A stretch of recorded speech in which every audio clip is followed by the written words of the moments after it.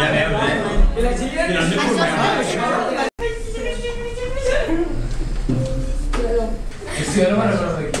Doncs us presento el meu company, és el Carles Fontana, també educador social, però d'una altra... Doncs la idea és que puguem treballar una mica tothom, que ens agradaria sentir les veus de tots vosaltres, que ens digueu molt el que opineu, el que sabeu, i que nosaltres us podem complementar una miqueta.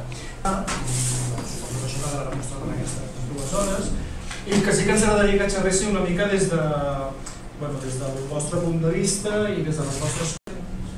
Hi ha trossos. És que fem coses per Anava canviant de personatge.